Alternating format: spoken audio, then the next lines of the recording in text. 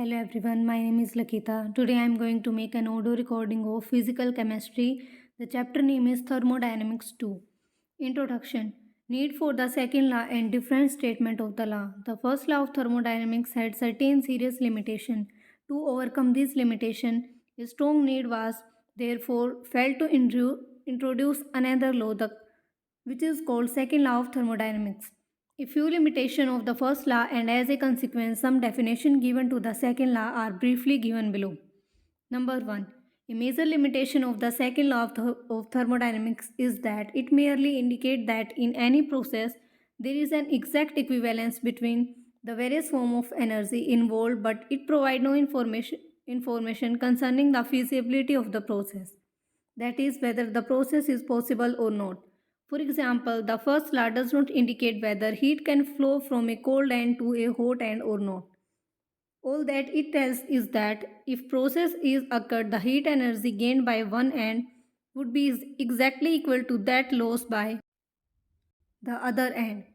Similarly, the first law does not tell whether a gas can diffuse from low pressure to high pressure or water can itself run uphill, etc.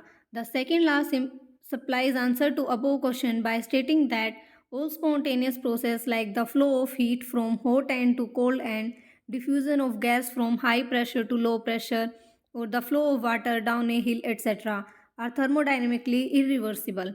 The term spontaneous process used in the above definition means a process which can take place without the help of any external agency. All natural processes, some of which are mentioned in the definition above, are spontaneous process. However, it may be mentioned here that the term spontaneous does not give any idea of the rate of the process, that is, whether the process takes place fast or slowly. All that it implies is that a process can occur without the help of an external agency. Number 2. The first law states that when heat is converted into work, the work obtained is equivalent to the heat absorbed. However, it has been seen from experience that the heat absorbed cannot be completely converted into work without leaving some change in the system or the surrounding. For example, the heat produced in a locomotive is not fully utilized in running the train. A part of it is lost to the surrounding or wasted in overcoming the friction. And second law is also stated as follows: the complete conversion of heat into work is impossible without leaving some effect elsewhere. Beside the above definition, a number of other definitions have also been given to the second law of thermodynamics. The two important ones are: number 1, it is impossible to construct a machine functioning in cycle which can convert heat completely into the equivalent amount of work without producing some changes elsewhere. Number 2, without the use of an external agency, heat cannot by itself pass from a colder to a hotter body.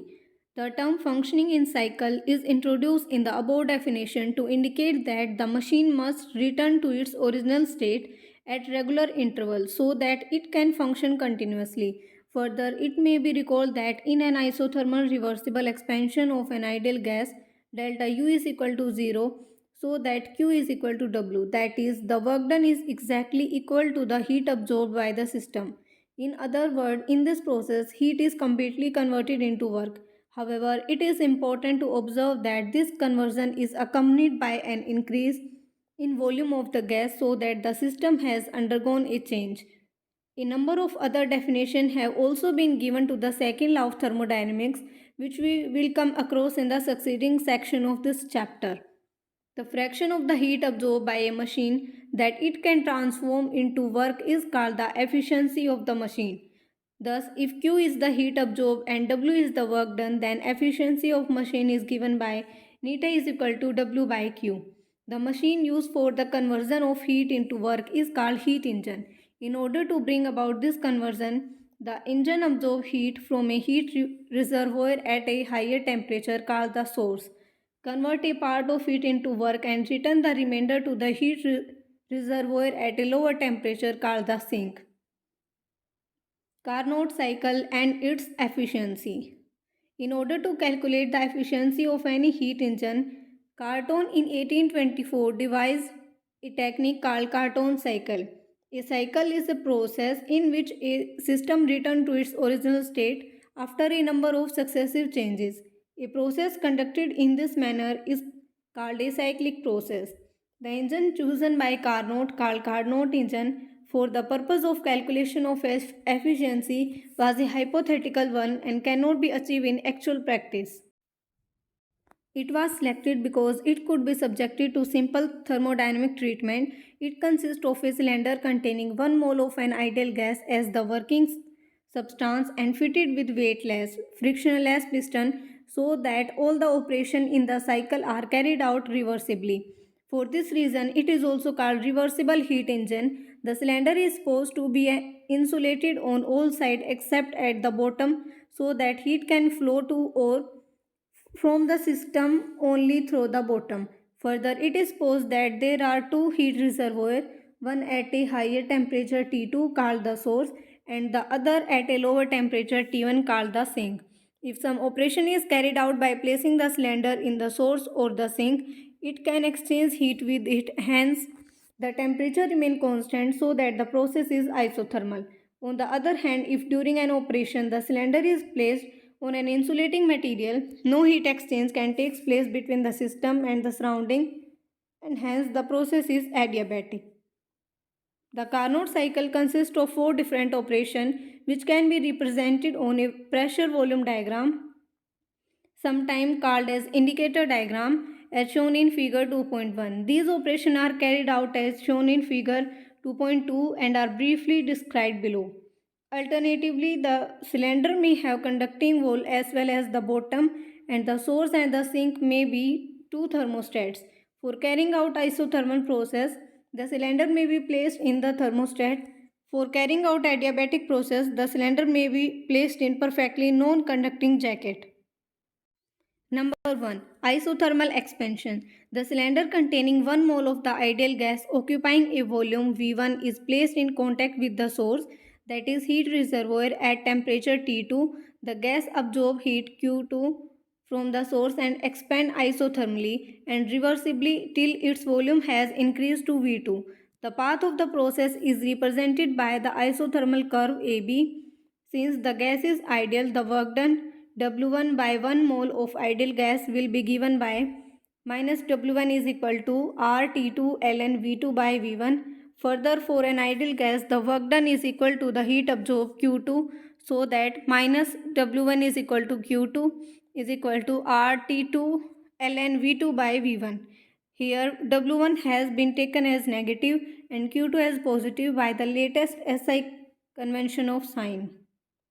Number 2. Adiabatic expansion. The cylinder is now removed from the source and placed in perfectly insulating material so that the gas now expands adiabatically and reversibly. Work is done in the expansion, but since no heat enter or leave the system, the temperature must fall.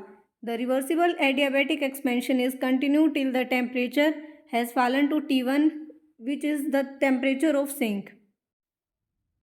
Suppose the corresponding volume become V3, the path is shown by the adiabatic curve BC.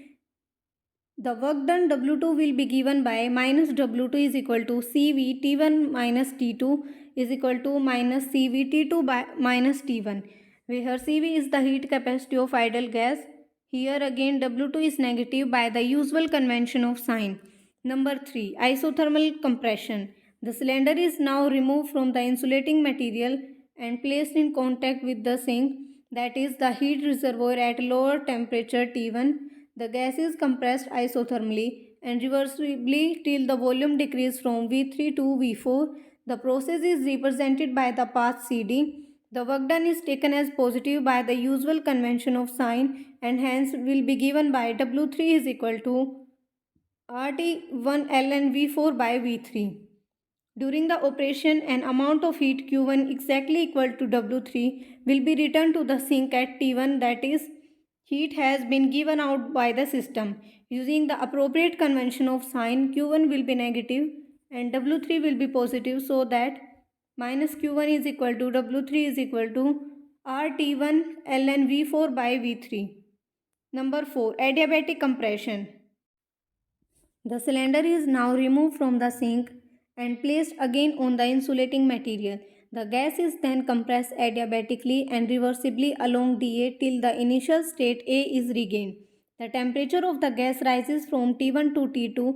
The work done is positive by the convention of sign and will be given by W4 is equal to CV T2 minus T1.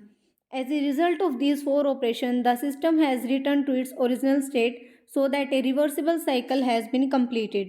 The net work W done by the system will be given by W is equal to minus W1 plus minus W2 plus W3 plus W4. That is, W is equal to RT2 ln V2 by V1 minus CVT2 minus T1 plus RT1 ln V4 by V3 plus CVT2 minus T1. W is equal to RT2 ln V2 by V1 plus RT1 ln V4 by V3. Since V1 and V4 lie on one adiabatic curve and V3 and V2 lie on another, it follows V4 by V1 whole power gamma minus 1 is equal to T2 by T1 and V3 by V2 whole power gamma minus 1 is equal to T2 by T1. By comparing these both equations, we get V4 by V1 gamma minus 1 is equal to V3 by V2 gamma minus 1, or V4 by V1 is equal to V3 by V2, or V4 by V3 is equal to V1 by V2. By putting all these value in equation 8, we get RT2 ln V2 by V1 plus RT1 ln V1 by V2 is equal to RT2 ln V2 by V1 minus RT1 ln V2 by V1. R is that equal to RT2 minus T1 ln V2 by V1. Dividing equation 12 by equation 2, we get W by Q2 is equal to T2 by T1 by T2, which give the efficiency of the Carnot cycle or engine. Carnot theorem. From equation 13, it is clear that the efficiency of the reversible heat engine depends only upon the temperature of the source and the sink and is independent of the nature of working substance. Another important observation to be made from above derivation is that the work done in the cycle is only the one involved in the isothermal operation, because the work done in adiabatic operation 2 and 4 cancel one another. Further, as discussed earlier, the work done in a reversible isothermal expansion from A to B is maximum, whereas the work done on the gas during the reversible isothermal compression from C to D is minimum. Hence, the total work done by the system, that is the reversible heat engine and Carnot engine, is maximum from the specified condition, and therefore the efficiency is maximum. The result that follow from the Carnot cycle as derived and discussed in equation 13 above is called Carnot theorem. It may be stated as follows. The efficiency of a reversible heat engine depends only upon the temperature of the source and the sink and is independent of the nature of the working substance. In other words, all reversible heat engines working between the same two temperatures have the same efficiency. Further, it states that the efficiency of a reversible heat engine is maximum for the given temperature. Since the quantity T2 minus T1 by T2 is always less than unity, the efficiency of the heat engine is thus always less than unity. In view of above discussion, the second law of thermodynamics is sometimes defined as follows. A heat engine absorbs a certain amount of heat from the source, convert a part of it into work, and return the rest to the sink. In other words, it is impossible to convert heat completely into work. Further combining equation 2, 5 and 8, we get W is equal to Q2 minus Q1. That is, the net work done by the system is equal to net heat absorbed by the system. Putting value of W in equation 13, we get Q2 minus Q1 by Q2 is equal to T2 minus T1 by T2. Hence, the efficiency of a heat engine may be given by any one of the following expression. Neta is equal to W by Q2 is equal to Q2 minus Q1 by Q2 is equal to T2 minus T1 by T2. 14 equation. This result derived for a reversible Carnot cycle leads to the introduction of a fourth new thermodynamic term called entropy. Thermodynamic scale of temperature.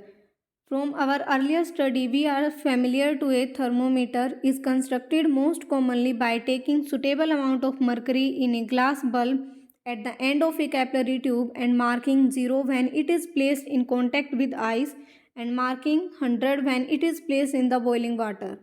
The length between the 2 points is divided into 100 equal parts called degree. The scale of the temperature thus obtained is called Celsius scale of temperature. However, because different liquid expand to different extent, that is their coefficient of expansion are different and also they do not expand uniformly over a given range, thermometer constructed by using different liquid will show different numerical value of temperature between their fixed point. For example, a body may show a temperature of 28.7 degrees Celsius with mercury thermometer but may show 28.8 degrees Celsius with an alcohol thermometer. The problem was solved by the study of property of gases.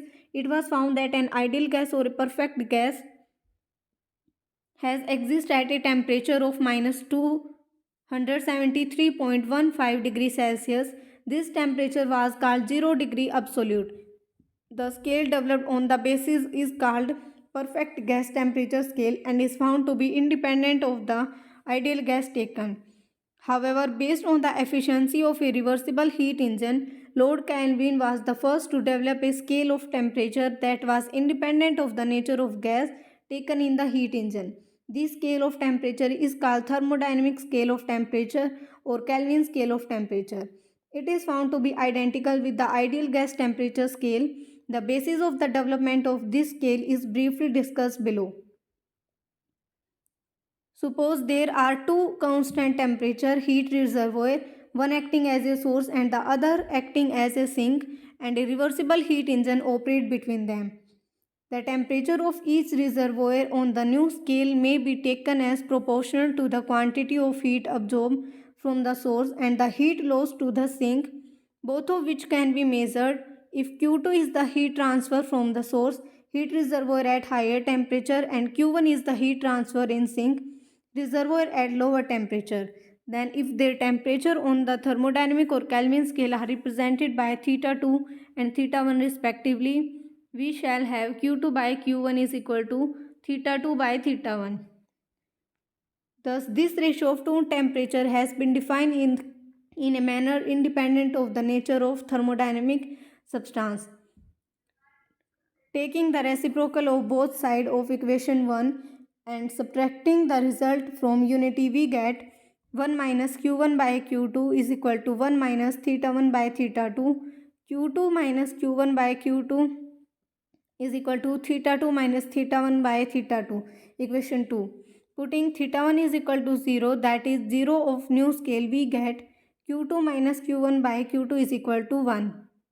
This implies that 0 on the Kelvin scale is the temperature of the sink for a reversible heat engine whose efficiency is unity, that is, which is capable of converting heat completely into work. But from equation 14, it may be seen that it is possible only at absolute 0 on the ideal gas scale of temperature. This leads to the conclusion that the Kelvin scale and gas scale are identical provided the gas is ideal. The temperature on the thermodynamic scale are therefore expressed in terms of degrees Kelvin. Further, it has been found that if the lower fixed temperature is taken as equal to that of triple point of water, 273.16 Kelvin, then Kelvin is exactly equal to Celsius degree. For this reason, the temperature on the absolute scale in which the melting point of ice is taken as 273.16 degree is often referred to as degree Kelvin. It may be concluded that thermodynamic scale of temperature as defined on the basis of second law of thermodynamics is more basic than that based on the ideal gas because any fluid can be used. However, the ideal gas scale is more practical for laboratory uses. Concept of entropy as a state function. For a reversible Carnot cycle working between temperature T2 and T1, it has been seen that Q2 minus Q1 by Q2 is equal to T2 minus T1 by T2. Equation 1. where Q2 is the heat absorbed isothermally and reversibly at temperature T2 and Q1 is the heat lost isothermally and reversibly at temperature T1. The above equation may be simplified as 1 minus Q1 by Q2 is equal to 1 minus T1 by T2 or Q2 by T2 is equal to Q1 by T1 equation 2 or Q by T is equal to constant.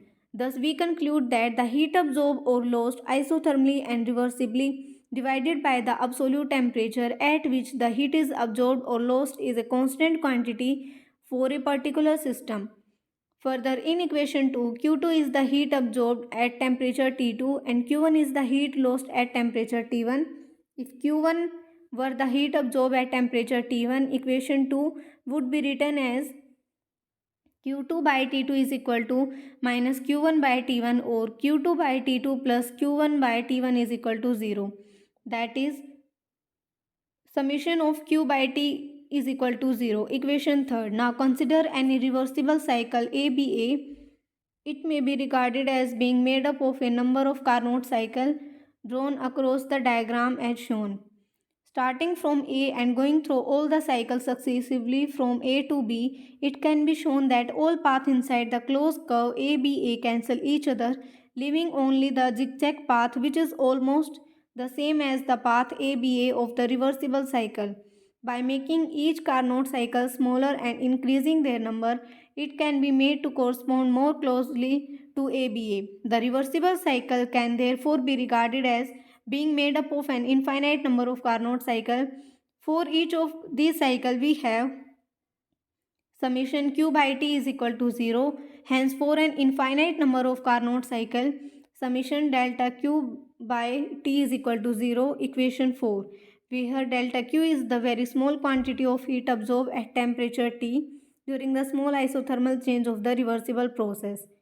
Further, the above term may be divided into two parts, one for the path A to B and the other for the back path B to A. Thus, summation delta Q by T is equal to summation A to B delta Q by T plus summation B to A delta Q by T is equal to 0.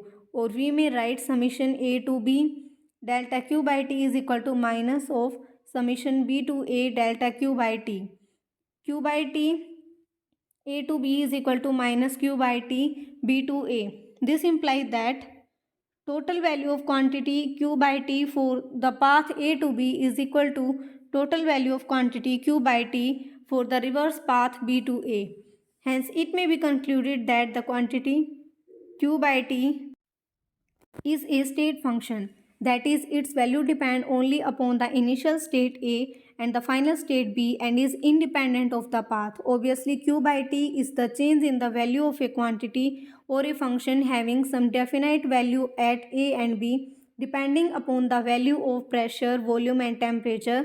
This quantity or the function is called entropy and is usually represented by the symbol S.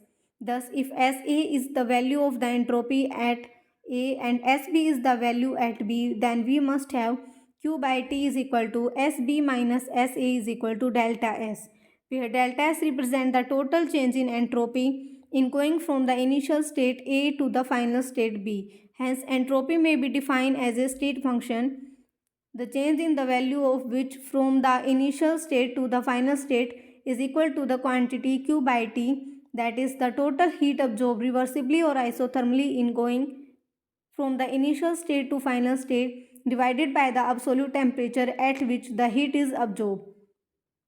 From equation 6, the entropy change may be defined directly as the quantity of heat absorbed isothermally and reversibly divided by the absolute temperature T at which the heat is absorbed. It is important to note that as entropy is a state function, therefore the value of entropy change during a process should not depend upon the path, that is, whether the heat is absorbed reversibly or irreversibly during the process. However, since the derivation of above result is based upon Carnot cycle in which the heat is absorbed reversibly, therefore the expression 6 for the entropy change is valid only when the heat is absorbed reversibly. Thus, it is better to use the symbol Q reversible in place of Q. The expression may therefore be written as delta S is equal to Q reversible by T. Further, as entropy is a state function, A small change in its value can be represented by ds, hence we may write ds is equal to q reversible by t, unit of entropy. From the expression delta S is equal to q by t, it is obvious that the unit of entropy will be calories per degree if heat is expressed in calories. Further, entropy is an extensive property. It is therefore important to mention the quantity of substance involved. It is usually expressed for 1 mole of substance, hence the entropy unit are calorie per degree per mole. If heat is measured in joule, the unit of entropy will be joule per degree per mole. Entropy change in a reversible process. Suppose a process occur under completely reversible condition, that is the heat is absorbed by the system reversibly and the heat is lost by the surrounding also reversibly. If Q reversible is the heat absorbed by the system reversibly, then the heat lost by the surrounding will also be Q reversible. If the process takes place isothermally at the absolute temperature T, then number 1. Entropy change of the system will be given by delta S system is equal to Q reversible by T. Number 2. Entropy change of the surrounding will be given by delta S surrounding is equal to minus Q reversible by T. Hence, the total entropy change for the combined system and the surrounding will be delta S system plus delta S surrounding is equal to Q reversible by T minus Q reversible by T is equal to 0. Thus, we may conclude that in a reversible process, the net entropy change for the combined system and the surrounding is 0. That is, therefore, there is no net change in the entropy. Entropy change in an irreversible process. If any part of the process is irreversible, the process as a whole is reversible. Suppose that the total heat lost by the surrounding is Q irreversible. This heat will be absorbed by the system, but the entropy change of the system does not depend upon the heat actually absorbed, but it depends upon the heat absorbed reversibly. That is on the quantity Q reversible. Thus, if the heat is absorbed isothermally by the system at the absolute temperature T, the entropy change of system will be delta S system is equal to Q reversible by T. Further, suppose that the loss of heat Q irreversible by the surrounding takes place infinitesimally slowly, that is reversibly, and isothermally at the temperature T. Then the entropy change of the surrounding will be given by delta S surrounding is equal to minus Q irreversible by T. The total entropy change for the combined system and the surrounding will therefore be delta S system plus delta S surrounding is equal to Q reversible by T minus Q irreversible by T. Now we know that the work done in a reversible process is the maximum work, that is W reversible greater than W irreversible. Further, as the internal energy U is a state function, the value of delta U is same whether the process is carried out reversibly or irreversibly. Hence, delta U is equal to Q reversible minus W reversible is equal to Q irreversible minus W irreversible. Combining the result, we conclude that Q reversible greater than Q irreversible. Q reversible by T greater than Q irreversible by T, or Q reversible by T minus Q irreversible by T greater than 0. Combining this result with the result given in equation 3, we observe that delta S of system plus delta S of surrounding greater than 0. Thus, it may be concluded that in an irreversible process, the entropy change for the combined system and the surrounding is greater than 0. That is, an irreversible process is accompanied by a net increase of entropy.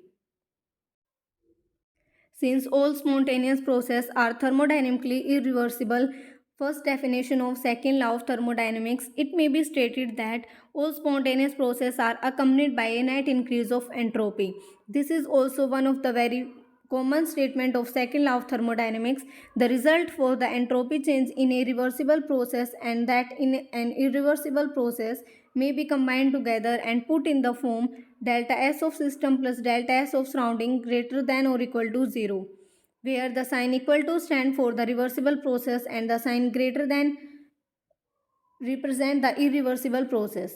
The exact calculation of total entropy change delta S total during an irreversible process, example, When heat flow from a body B at higher temperature T2 to a body A at lower temperature T1, when brought in contact with it, may be carried out as follows.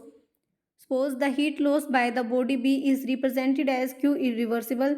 The flow of heat may be allowed to take place infinitely slowly so that it absorbed by the body A reversible and isothermally at T1, which may be represented as Q reversible.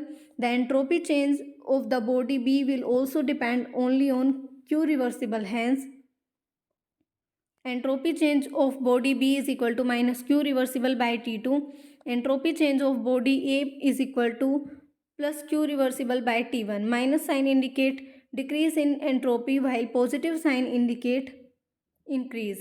Delta S total is equal to minus Q reversible by T2 plus Q reversible by T1 is equal to Q reversible bracket 1 by T1 minus 1 by T2 bracket close. Next is Clausius inequality. As discussed above, for an isothermal irreversible process, the result given in equation 9 may be rewritten as delta S of system plus delta S of surrounding greater than 0 or delta S of system greater than minus delta S of surrounding. Also from equation 2, we have delta S surrounding is equal to minus Q by T. The putting value in equation 2, we get delta S of system greater than Q by T. For small changes, we can written as ds system greater than minus ds surrounding or ds of system greater than dq by T. Expression 4 and 6 are called Clausius inequality. These equations show that irreversible processes are accompanied by increase of entropy. This is further illustrated with the help of the following two examples of irreversible process. Number 1, spontaneous expansion. A. Irreversible adiabatic expansion. Suppose the system undergoes irreversible adiabatic change, then dq is equal to 0. Hence, by Clausius inequality, ds of system greater than 0, that is, the entropy of the system has increased. Further, as dq is equal to 0, this means that no heat is transferred into the surrounding. Thus, ds surrounding is equal to 0. Hence, total entropy change. ds total is equal to ds of system plus ds of surrounding is equal to ds system. But ds system greater than 0, hence ds total greater than 0. Irreversible isothermal expansion. We know that when a perfect gas expands isothermally, its internal energy remains constant, that is, du is equal to 0. Hence, according to first law of thermodynamics, du is equal to dq plus dw. dq plus dw is equal to 0 or dq is equal to minus dw. If the gas expands freely into vacuum, no work is done, so that dw is equal to 0. Substituting in equation 7 gives dq is equal to 0. Hence, by Clausius inequality, ds of system greater than 0. Further, as dq is equal to 0, this implies that ds of surrounding is equal to 0. Hence, the total entropy change as in above case, that is ds total greater than 0. Number 2, spontaneous cooling. Suppose heat is transferred from one system at a higher temperature T2 called the source to another system at a lower temperature T1 called the sink. If heat dq leaves the source and enters the sink, entropy change of the source is equal to minus dq by T2. Entropy change of the sink is equal to plus dq by T1. Total entropy change ds total is equal to dq by T1 minus dq by T2 is equal to dq 1 by T1 minus 1 by T2. As T2 greater than T1, ds total is equal to positive, that is, cooling, transfer of heat from hot body to cold body is accompanied by increase of entropy. Next is entropy change of the universe. Since all spontaneous processes occurring in nature are thermodynamically irreversible, these are accompanied by increase of entropy. Hence, it may be concluded that the entropy of the universe is continuously increasing. This result is sometimes taken as another statement of the second law of thermodynamics. Thus, the main idea of the first and the second law of thermodynamics may be summed up in the following statement. The energy of the universe is constant, whereas the entropy of the universe is continuously increasing and tends to a maximum. Entropy change for an ideal gas with change in pressure, volume and temperature. Consider 1 mole of an ideal gas enclosed in a cylinder fitted with a frictionless piston. If an infinitely small amount of heat delta Q reversible is supplied to the system reversibly or isothermally at the temperature T, then the entropy change accompanying the process will be given by ds is equal to delta Q reversible by T. According to first law of thermodynamics, for a process, delta Q is equal to du minus delta W. If the process is carried out reversibly, equation 2 may be written as delta Q reversible is equal to du minus dW. Further, if work is restricted to the work of expansion, then minus dW is equal to P dV, where dV is the small increase in volume and P is the pressure of system, which is very nearly equal to the external pressure because the process is carried out reversibly. Putting the value of dW from equation 4 in equation 3, we get delta Q reversible is equal to du plus P dV. Substituting this value in equation 1, we get ds is equal to du plus P dV by T. Or it may be written as T ds is equal to du plus P dV. Now for 1 mole of an ideal gas, we know that Cv is equal to du by dt. That is du is equal to Cv dt, where Cv is the molar heat capacity at constant volume and Pv is equal to RT, that is P is equal to RT by V, where V is the volume of system at temperature T and pressure P and R is gas constant. Putting the value of du and P, we get Tds is equal to Cv dt plus RT by V dV, or ds is equal to Cv dt by T plus R dV by V. If the volume changes from V1 to V2, when the temperature changes from T1 to T2, then entropy change accompany the complete process will be given by integration of ds from limit s1 to s2 is equal to integration of Cv dt by T1 to T2 plus integration R dV by V from V1 to V2. Assuming that Cv remain constant in the temperature range T1 to T2, equation may be written as integration ds s1 to s2 is equal to Cv integration dt by T T1 to T2 plus R dV by V integration V1 to V2, or delta S is equal to Cv ln T2 by T1 plus R ln V2 by V1. This is an expression for the calculation of entropy change of 1 mole of an ideal gas accompanying a process when temperature changes from T1 to T2 and the volume changes from V1 to V2. Further, for 1 mole of an ideal gas, we may write P1 V1 is equal to RT1 for the initial state and P2 V2 is equal to RT2 for final state. Dividing equation, we get P2 V2 by P1 V1 is equal to T2 by T1, or V2 by V1 is equal to T2 P1 by T1 P2. Putting this value in equation, we get delta S is equal to Cv ln T2 by T1 plus R ln T2 P1 by T1 P2. Further, we know that Cp minus Cv is equal to R, or Cv is equal to Cp minus R.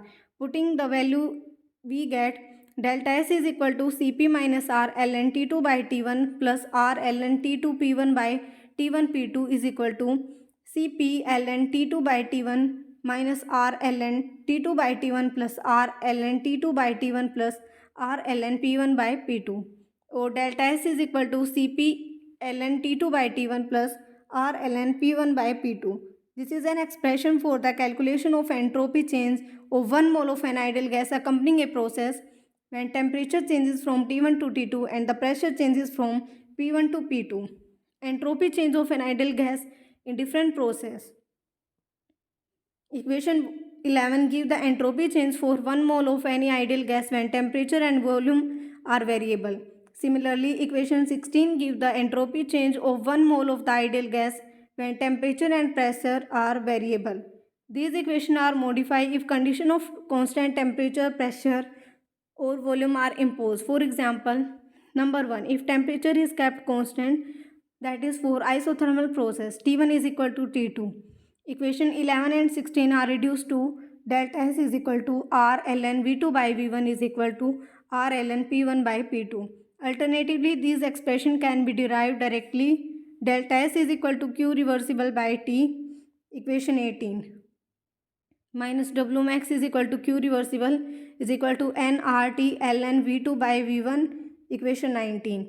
That is equal to nRT ln P1 by P2, equation 20. Substituting the value Q reversible from equation 19 and 20 in equation 18 and putting n is equal to 1 for 1 mole of ideal gas, we get the result given in equation 17.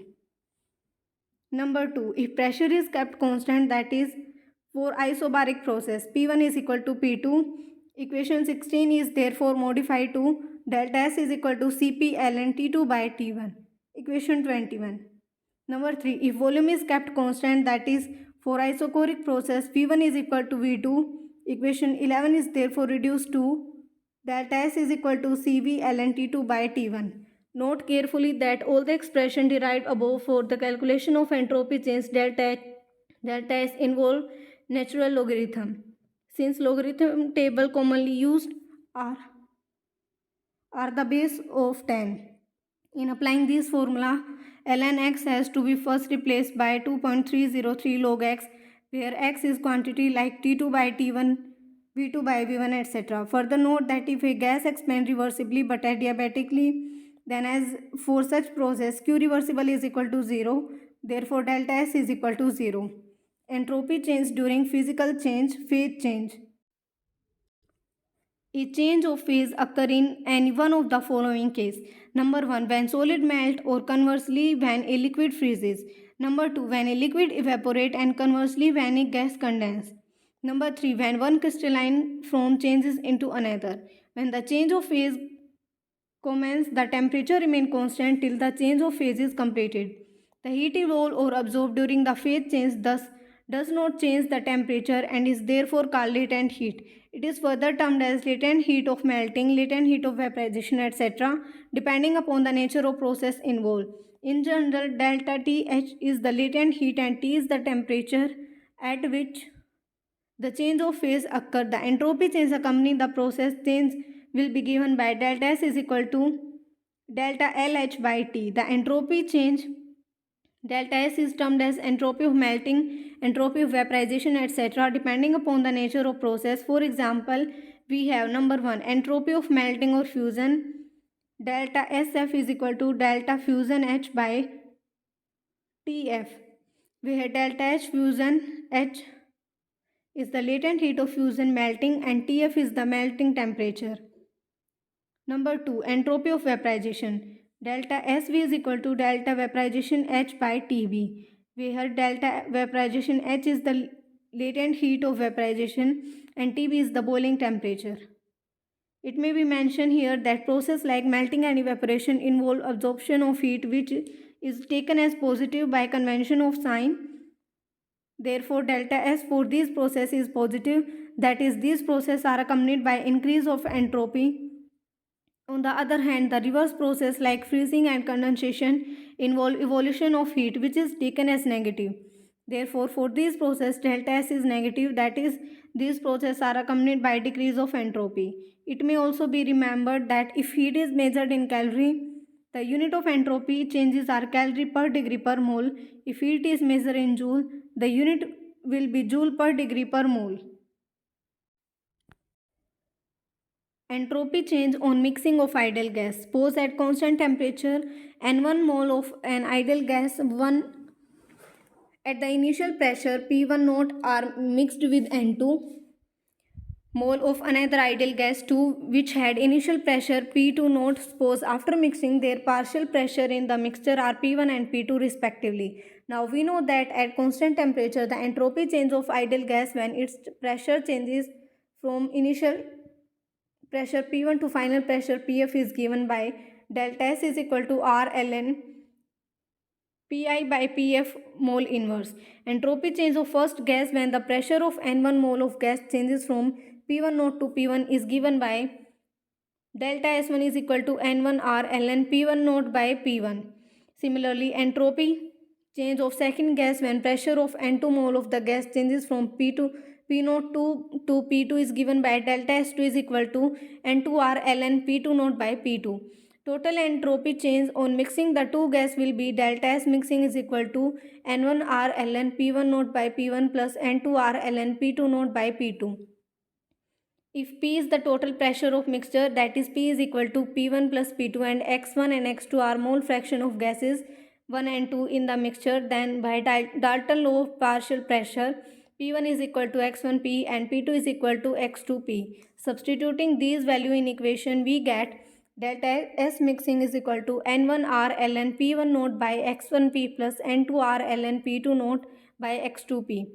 Taking the simplest case in which each gas is taken at the same initial pressure and after mixing, volume of mixture is the sum of their initial volume, that is V is equal to V1 plus V2. The final pressure of the mixture will be nearly same as initial pressure of each gas, that is P1 naught is equal to P2 naught is equal to P. Then equation is simplified to form delta S mixing is equal to minus N1R ln X1 minus N2R ln X2, or delta S mixing is equal to minus R bracket N1 ln X1 plus N2 ln X2 bracket close.